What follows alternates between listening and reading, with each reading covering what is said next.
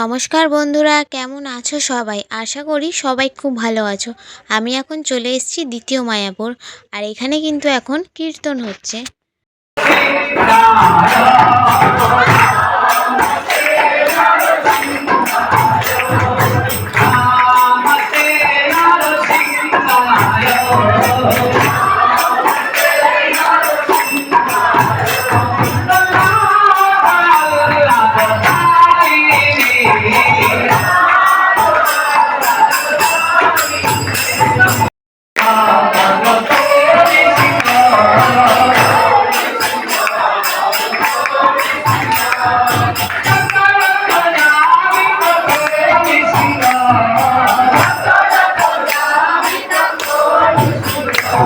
আমরা খুব সুন্দর করে ইস্কন মন্দির দর্শন করলাম, ঠাকুর দর্শন করলাম, সাথে কিন্তু আরতি হচ্ছিল সেটাও দেখলাম, কীর্তন শুনলাম। তারপরে ভোগ প্রসাদ খেয়ে তারপরে কিন্তু এখন আমরা বেরিয়ে পড়েছি অন্য একটা মন্দিরে যাওয়ার উদ্দেশ্যে। কোন মন্দিরে যাচ্ছি নেক্সট সেটা দেখার জন্য অবশ্যই কিন্তু তোমাদের শেষ অবধি ভিডিওটা দেখতে হবে। আর দ্বিতীয় মায়াপুর কোথায় আছে, আমরা এটা কোন জায়গায় এসেছি সেটাও কিন্তু আমি তোমাদের বলে দেব। দ্বিতীয় মায়াপুর যদি তোমরা আসতে চাও, ইস্কন মন্দির দর্শন করতে চাও, তাহলে অবশ্যই একটু সকাল সকাল এসো। কারণ কি, আমরা এসেছি যখন সন্ধেবেলা হয়ে গেছিলো, তাই জন্য কিন্তু আমরা সকালের দৃশ্যটা দেখতে পাইনি। সকালের দৃশ্যটা কিন্তু ভীষণ সুন্দর লাগে দেখতে। আর আমরা সন্ধেবেলা এসেছি, একদিকে ভালো হয়েছিল কারণ আমরা কিন্তু ঠাকুরের আরতিটা দেখতে পেয়েছিলাম, সাথে ভোগ প্রসাদও কিন্তু খেতে পেরেছিলাম। তো কোথায় আছে দ্বিতীয় মায়াপুর সেটা তোমাদের কিন্তু আমি ভিডিও শেষে জানিয়ে দেবো। এখন আমরা চলে এসেছি পুরীর জগন্নাথ দেবের মন্দিরের মতনই কিন্তু এখানে বানানো হয়েছে। এই মন্দিরটাও কিন্তু ভীষণই সুন্দর মন্দির। যেহেতু আমরা লেট করে ফেলেছি সেই জন্য কিন্তু অন্ধকার হয়ে গেছে, নইলে কিন্তু সকালবেলা আসলে এই জায়গাগুলো দেখতে খুবই সুন্দর লাগতো। আর লাইটিংটাও দেখা যাচ্ছে সন্ধেবেলা। তোমরা যদি আসতে চাও এইখানে, তাহলে অবশ্যই কিন্তু একটু সকাল সকাল এসো। মানে তোমরা কিন্তু 4টের মধ্যে যদি এইসব জায়গায় চলে আসো, তাহলে কিন্তু খুব সুন্দর করে তোমরা এই মন্দিরগুলো দেখতে পাবে। আর দ্বিতীয় মায়াপুর যদি যাও, তাহলে ওখান থেকে আসার পথেই এই মন্দিরটা পড়ে। আর এখানে কিন্তু পরপর অনেক কটা মন্দির রয়েছে, সব কটা মন্দিরই কিন্তু তোমাদেরকে আমি দেখাবো। তো প্রথমেই তোমাদের জগন্নাথ দেবের দর্শন করিয়ে দিই, তোমরাও দেখে নাও।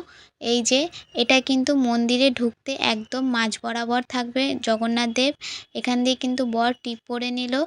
আর মন্দিরে ঢুকতেই বাম দিকে পড়বে এই যে হনুমানজি, আর ঢুকতে ডান দিকে কিন্তু পড়বে রাম, লক্ষ্মণ, সীতা।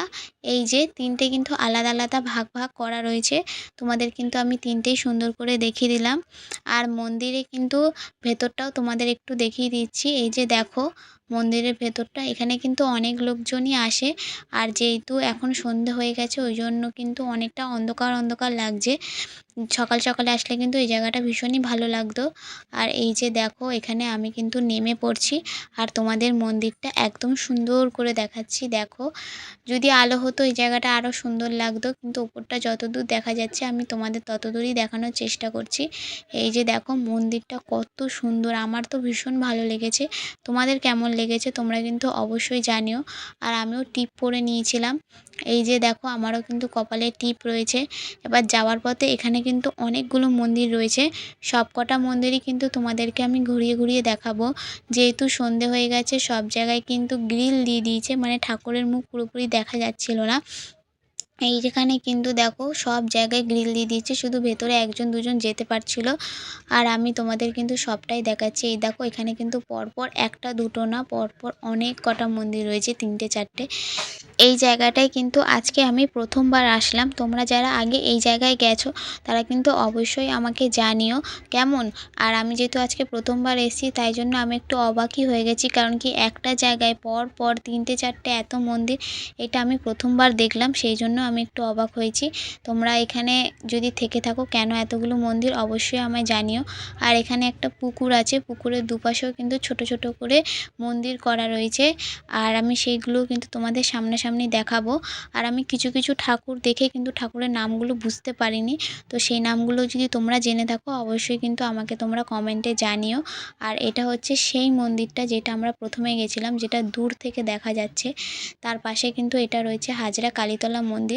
আর এখানে শিব ঠাকুরটা দেখো কত সুন্দর লাগছে, তাই তোমাদেরও একটু জুম করে দেখালাম। আর এই ঠাকুরের নামটা আমি ঠিক জানি না, তোমরা যদি জেনে থাকো জানিও।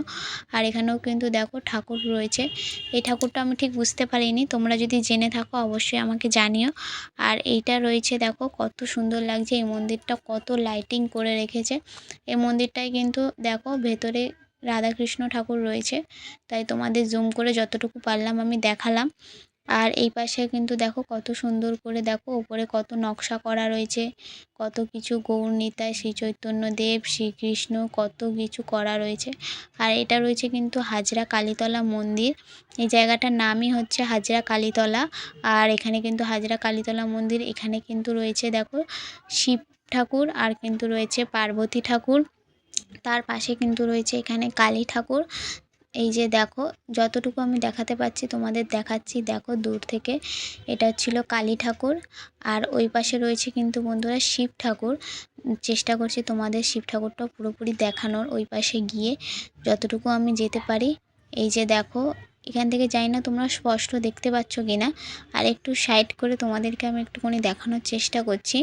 আর এখানে দেখো গ্রিল দেওয়া রয়েছে পুরো, এই যে দেখতে পেয়েছো, ওখানে কিন্তু ছিল শিব ঠাকুর, মানে শিবলিঙ্গ ছিল ওখানে। আর ওখানে কিন্তু শিব পার্বতী মূর্তি ছিল। আর এখান দিয়ে কিন্তু আমরা এখন বেরিয়ে পড়বো, বাড়ির দিকে চলে যাব। এখানে সবকটা মন্দিরই কিন্তু আমাদের সুন্দর করে ঘোরা হয়ে গেছে। এবার জায়গাটা কোথায় চলো তোমাদেরকে আমি আগে বলে দিই। জায়গাটা কিন্তু হচ্ছে সাপুরজি থেকে কিছুটা দূরে। তোমরা যারা সাপুরজি চেনো না তাদের জন্য আমি কিন্তু ভালো করে বুঝিয়েই বলে দেবো জায়গাটা। একদম সোজা রাস্তা, কোনো দিকে তোমাদের তাকাতে হবে না, একভাবে কিন্তু সোজা পথে গেলে তোমরা কিন্তু সবাই চিনতে পারবে। আর সামনে যেটা দেখতে পাচ্ছ আশা করি এই জায়গাটা তোমরা প্রত্যেককে চেনো যারা এইখানে কলকাতাতে থাকো। এটা কিন্তু হচ্ছে বিশ্ব বাংলা, আর সাপুরজি হচ্ছে কিন্তু বিশ্ব বাংলার পরেই পড়ে। তোমরা যারা নিউ টাউন চেনো, নিউ টাউন বিশ্ব বাংলা এগুলো কিন্তু পরপর হয়েই যায়। একদম সোজা রাস্তা, কোনো দিকে তাকাতে হবে না, রাস্তা যেই দিকে তোমাদের নিয়ে যাবে সেই পথে সোজা যেতে থাকবে, পরপরই কিন্তু পড়বে সাপুরজি। সেখান থেকে কিছুটা দূরে এগিয়ে গেলেই কিন্তু পড়বে দ্বিতীয় মায়াপুর। তোমরা ওখানে গিয়ে জিজ্ঞাসা করবে, ওখানে কিন্তু অটো টোটো সব কিছুই আছে। ওদের যদি তোমরা জিজ্ঞাসা করো যে আমরা ইস্কন মন্দিরে যেতে চাই, ওরা কিন্তু তোমাদেরকে রাস্তাটা দেখিয়ে দেবে। আর সাপুরজি থেকে কিছুটা দূরে, বেশিটা দূরে না, আর কিছুটা গেলেই ওই ইস্কন মন্দির। এবার আসার পথে কিন্তু তোমরা, আমি যেই মন্দিরটা নেক্সট গেলাম, যেটা অনেকটা পুরীর মন্দিরের মতন বানিয়েছে, জগন্নাথ দেবের মন্দির, যেখানে অনেক কটা মন্দির রয়েছে পরপর, সেই মন্দিরগুলো আসার সময় তোমরা দর্শন করে আসতে পারো। ওইখানে গিয়ে তোমরা যদি জিজ্ঞাসা করো আমরা হাজরা কালীতলা মন্দির যাব, ওরা কিন্তু তোমাদেরকে দেখিয়ে দেবে একদম সামনাসামনি। যেই পথে তোমরা যাবে তার উল্টো পথে যে রাস্তা দিয়ে আসবে, সে আসার পথে বাম দিকেই কিন্তু তোমরা এই মন্দিরগুলো দেখতে পাবে। আর ওগুলো দেখলে আশা করি তোমরা চিনতেও পারবে। আমরাও আজকে কিন্তু প্রথমবার গেছিলাম, কিন্তু আমাদের চিনতে কোনো অসুবিধা হয়নি, একদম সোজা রাস্তা, আশা করি তোমাদেরও হবে না। বাড়ি আসার পথে আমরা গেছিলাম ফুলবাগানের সুভাষ মেলাতে ঘুরতে, ওখানে কিন্তু একটু ঘুরেই পুরো বাড়ি চলে গেছিলাম আমরা। আর ভিডিওটা তোমাদের কেমন লাগলো অবশ্যই কিন্তু কমেন্টে জানিও। আর যদি ভালো লাগে অবশ্যই লাইক কমেন্ট শেয়ার, চ্যানেলটিকে সাবস্ক্রাইব করে এইভাবে আমার পাশে থেকো। সবাই ভালো থেকো, সুস্থ থেকো।